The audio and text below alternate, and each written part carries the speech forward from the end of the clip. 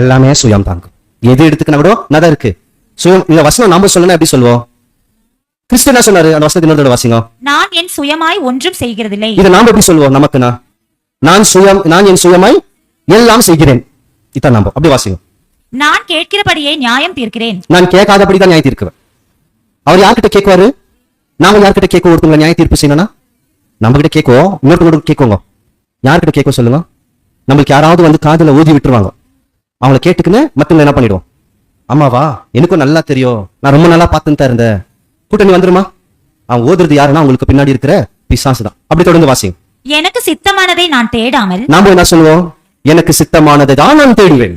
எனக்கு சித்தமானதை நான் தேடாமல் என்னை அனுப்பின பிதாவுக்கு சித்தமானதையே நான் தேடுகிறேன். அதாவது கிருஷ்ணா சொல்றாருன்னா, என்னுடைய சாப்பாடை நான் என்ன பண்ண மாட்டேன், நான் சாப்பிட மாட்டேன், நான் தேடவோ மாட்டேன். யாருடைய சாப்பாடைய நான் தேடுவேன்? பிதாவுடைய திட்டம், அவருடைய சித்தம், அவருடைய உணவை தான் நான் தேடுவேன், அதை தான் நான் சாப்பிடுவேன். அப்பதான் நான் பிழைக்க முடியும். இல்லைன்னா என்னாவது பிழைக்க முடியாது. இப்ப நாம கூட பிழைக்கணும்னா நம்ம யாருடைய சித்தத்தை தேடணும்? தேடுமா? கேள்வி மனசுல வச்சுக்கலாம். அப்படி உண்மையாய் தேடுறதுக்கு தாங்க இந்த சத்தியமெல்லாம் என்ன பண்றாருன்னா கொடுத்துனே வர்றாரு. இயேசு கிறிஸ்து 3 வருஷம் உவமைகள் பேசினார் இல்லைங்களா? உபதேசங்கள் கொடுத்தாரா? நிறைய மல பிரசங்கம், உபதேசம். அதெல்லாம் யாருடைய உபதேசம்? கிறிஸ்துவ உபதேசம் தானே.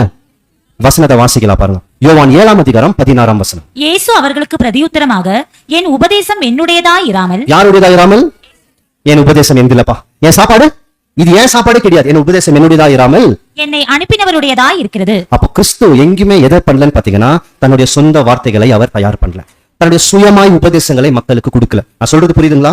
அவர் பேசின உவமைகள், உபதேசங்கள், தீர்க்க தரிசனங்கள், சத்தியங்கள் இதெல்லாம் யாருடையதா? பிதாவுடையது. இதெல்லாம் எதுவுமே இல்லைனார். என்னை அனுப்பினவர் எனக்கு என்ன சொன்னாரோ அதை தான் நான் உங்களுக்கு என்ன பண்ணுவேன், நான் சொல்லுவேன், அதை தான் நான் செய்வேன்.